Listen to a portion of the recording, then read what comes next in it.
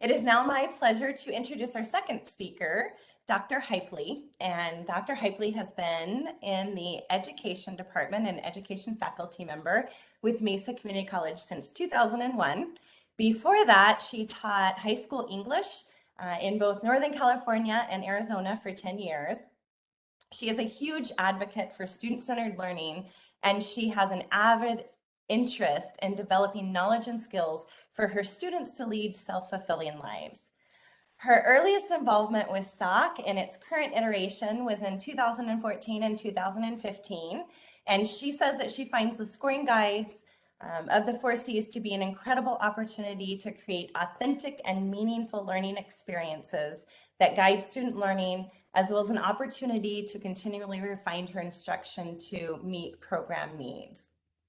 So I'm very excited to hand it over to Dr. Hypley for another perspective on how we can approach assessment from a student-centered perspective. Well, thanks, Blaine. And Sarah, I was really nervous coming after you because I feel like you've got such great, clear-cut, examples and ways that people can use data to improve. And what a great resource. I'm like, ooh, I need to be thinking about that better because I feel like I'm sometimes, just so loosey-goosey. I just want to be honest that I come from Northern California and we have Birkenstocks and tie-dye. So we have a whole different approach to thinking about teaching and learning. So hopefully something will be valuable. So this idea of teaching, but did they learn it? How do we know what's evidence of learning? And I'm really very interested in the student learning process. So I don't know how many of you are TikTokers. And this is the first time I've actually seen this cute little girl. And now that I'm hoping that I shared once earlier and that my sharing kept my, it kept my optimization. But what I love about this piece is how this little girl has really made some self-determinations about, what she owns, what she knows, and who gave her permission. So let me share this with you. Did you do anything in the bathroom? Mm-mm. Nothing? Mm-mm. I was putting some lipstick on, and then I was getting my phone. So what'd you put on? Lipstick on. Oh, whose was that? It was my lipstick. Oh, it was? Yeah. Did you ask anybody if you could put it on? I asked myself. Did you see how it looked? Yeah. Well, if you could describe it, how would you describe it? Like. What? Like a noonie was. Like a noonie has big on his mom's, and she pretended it's hers. So whose lipstick is that? Mine. You bought it? Yeah. Where'd you buy it at? My lipstick? Yeah. I bought it from Home Depot.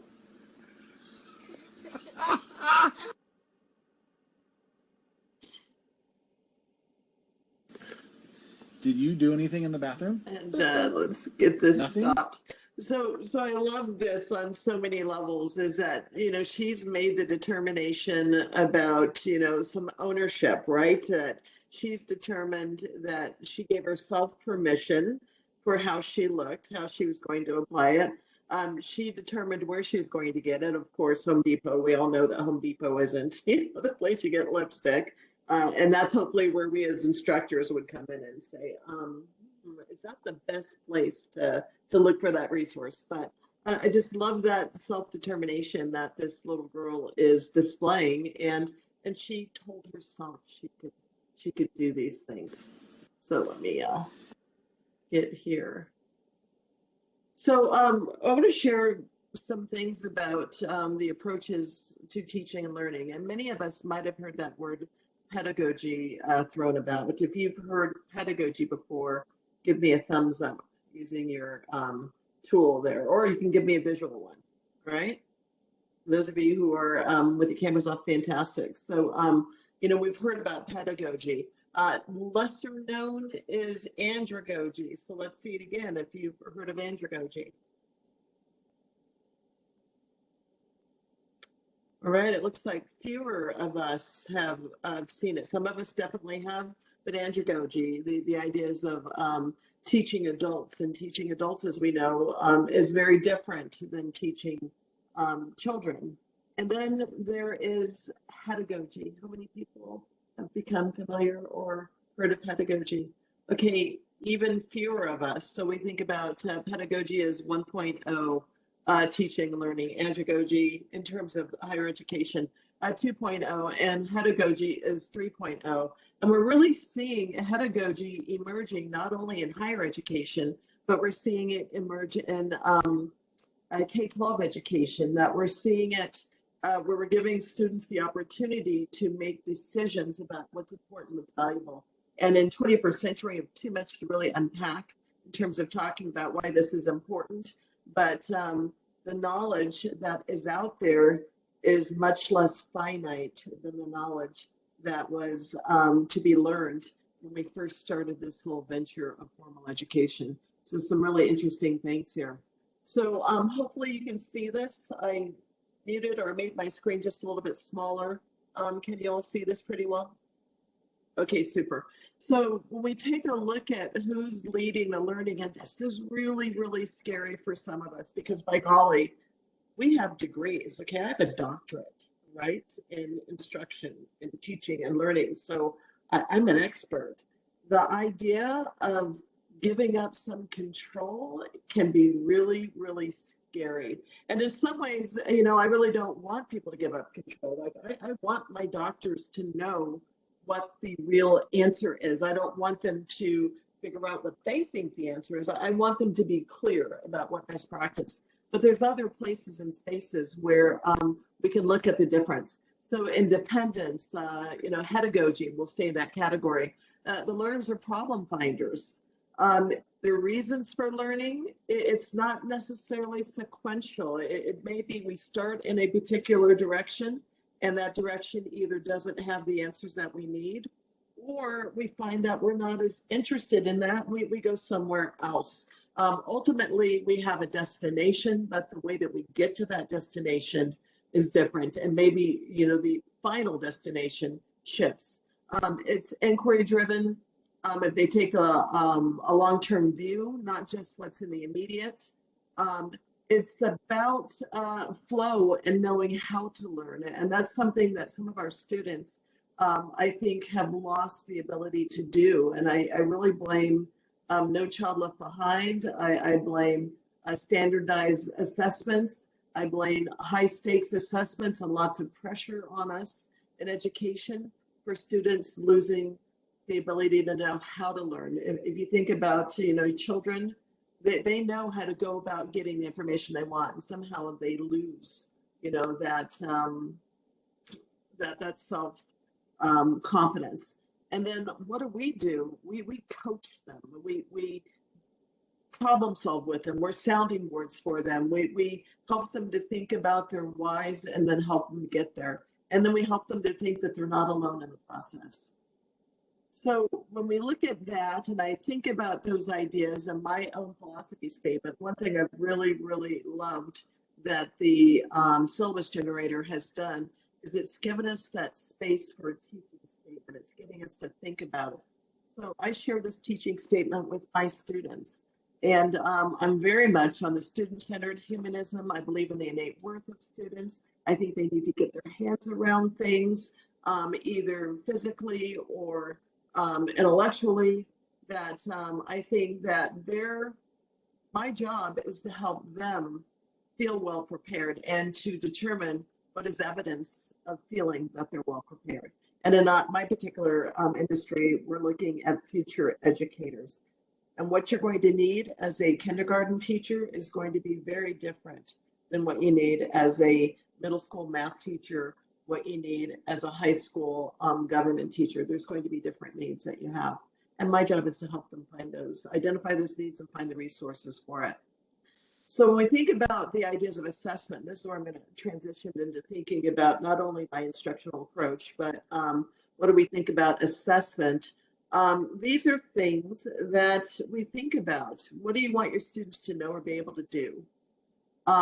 What's the best assessment method? And I think assessment can be inclusive of exams, multiple choice or quizzes. It could be an inclusive of formative, summative. It's inclusive of project-based learning. It's inclusive of writing exams. It's inclusive of collaborative projects. It's inclusive of a lot of things when we think about assessment. And sometimes it's really intense, summative, and sometimes it could be as easy as a checklist. Either you did it or you didn't. Can you follow instructions? There's a variety of different reasons.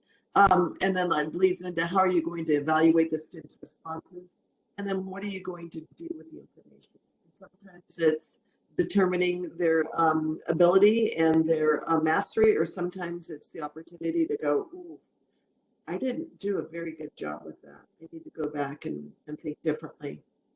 So when it comes to the 4 C's, I've really enjoyed the 4 C's. I've struggled with the 4 C's. I've done a lot of work with the 4 C's, and I continue to see it as an opportunity for collaboration and work.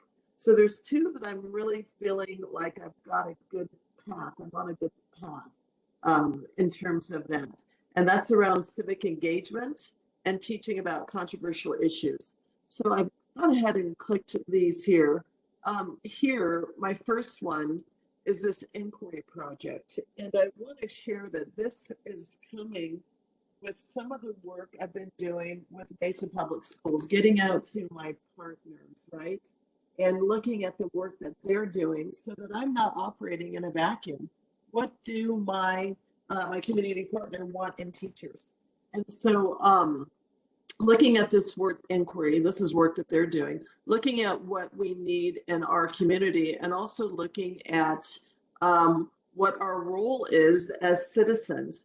And so this work with this, the 4 C's, my work with my partners, my work with my students has really helped me to think about ways to help my students think about their industry, and to think about finding the resources out there, and then what does that mean to them?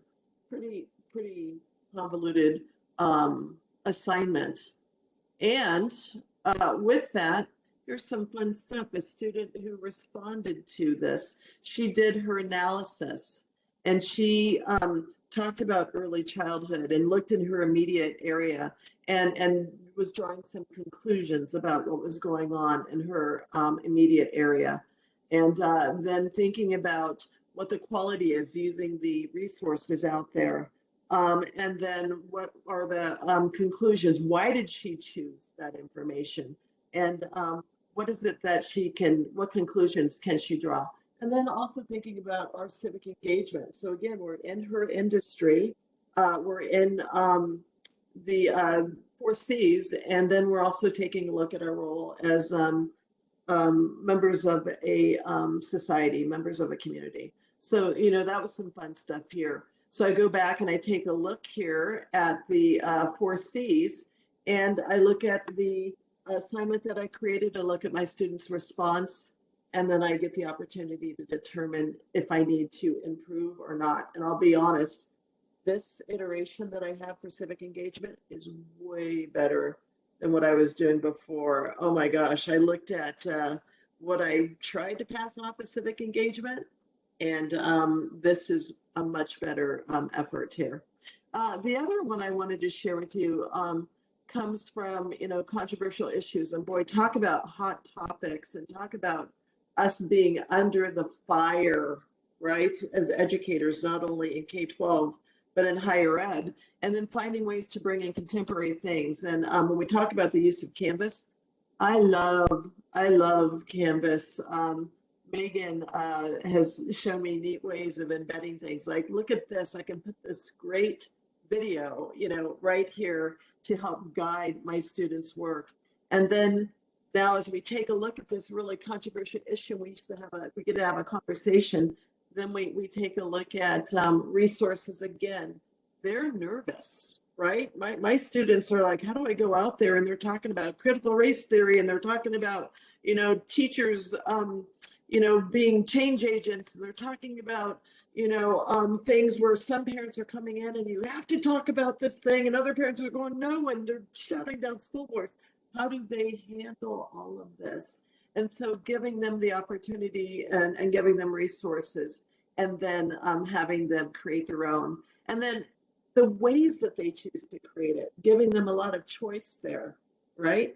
How do I allow them to write or present or create or film or video in ways that make sense for them?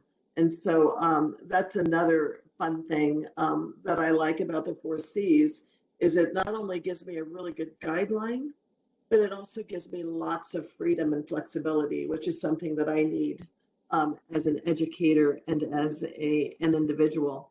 And then again, we have the C's. What are we demonstrating? Are they analyzing systems? Are they looking at the impact of contemporary and past events? As I look at this particular assignment, and I wanted to be really honest, I'm thinking I could tweak this to better meet the 4Cs. And I'm hoping that using the 4Cs that relate to my course competencies, that it always gives me the opportunity to refine and stay current